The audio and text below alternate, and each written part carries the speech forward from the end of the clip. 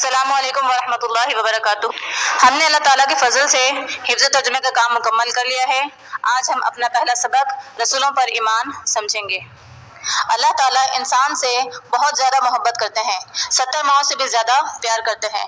جس طرح ہم سے کوئی بھول چوک ہو جاتی ہے تو ہماری والدہ ہمیں سمجھاتی ہیں، اسی طرح اللہ تعالیٰ ہمیں ہماری خطا ہو جانے پر فوراً سزا نہیں دیتے۔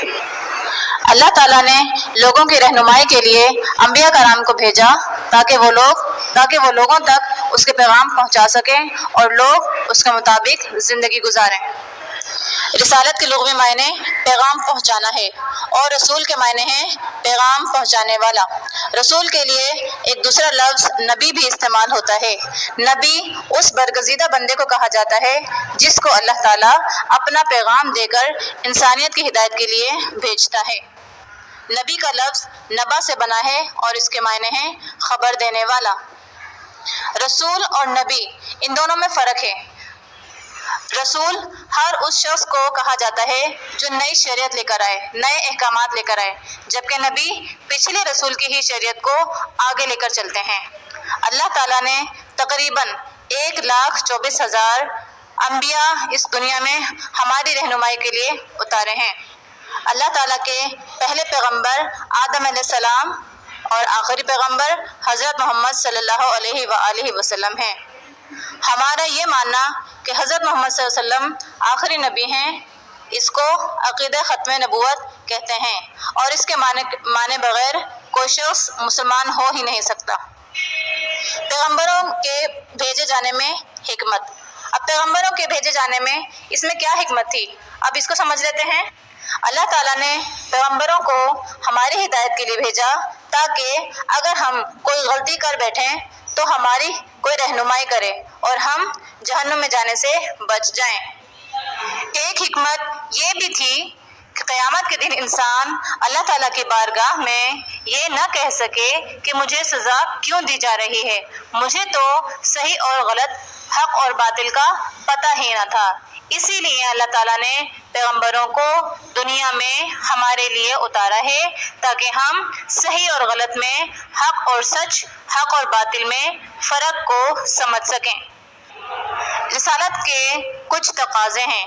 ہم جب اللہ اور اس کے رسول پر ایمان لے آئیں تو اس کے بعد ہم پر ان کے کچھ حقوق عائد ہوتے ہیں۔ نمبر 1، محبت رسول۔ رسالت کا سب سے پہلا تقاضا یہ ہے کہ دنیا میں سب سے زیادہ محبت رسول سے ہی کی جائے۔ ایک حدیث میں آتا ہے کہ حضور صلی اللہ علیہ وسلم نے فرمایا، تم میں سے کوئی بھی شخص تب تک مکمل مومن نہیں ہو سکتا جب تک کہ وہ مجھ سے اپنے باپ، اپنی اولاد اور سارے انسانوں سے زیادہ محبت نہ کرے۔ صحابہ کرام ہی نبی کریم صلی اللہ علیہ وسلم سے اپنی محبت کا اظہار ان الفاظ میں کیا کرتے تھے۔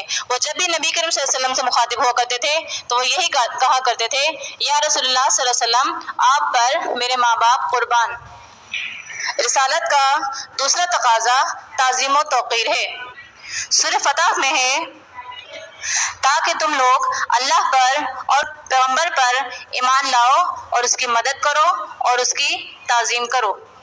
اگر ہم ساری زندگی اچھے اعمال کرتے رہیں، اللہ تعالیٰ کی رضا میں لگے رہیں، لیکن کوئی نہ کوئی الفاظ یا کوئی ہمارا عمل نبی کریم صلی اللہ علیہ وسلم کی رضا کے خلاف ہو جائے، ان کی تعظیم کے خلاف ہو جائے، تو ہم ایمان کے دائرے میں نہیں رہیں گے۔ رسالت کا ایک اور تقاضا مدد و نصرت ہے۔ اس کا مطلب ہمیں رسالت کے پیغام پہنچانے میں یا کوئی اور اسلام کا تبلیغ کا کوئی کام ہو تو ہمیں انبیاء کی مدد کرنی چاہیے، ہمیں ان کی مدد میں اپنی جان تک قربان کر دینی چاہیے۔ رسالت کا ایک اہم تقاضا اطاعت و اتباع ہے۔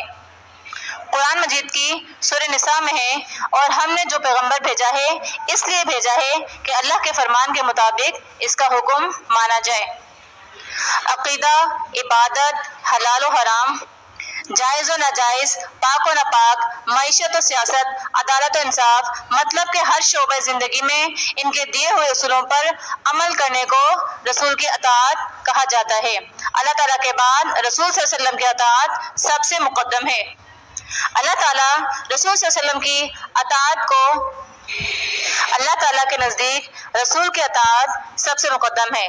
اللہ تعالیٰ فرماتے ہیں کہ جس نے رسول کی اطاعت کی اس نے میری اطاعت کی، اور جس نے رسول کی نافرمانی کی اس نے میری نافرمانی کی۔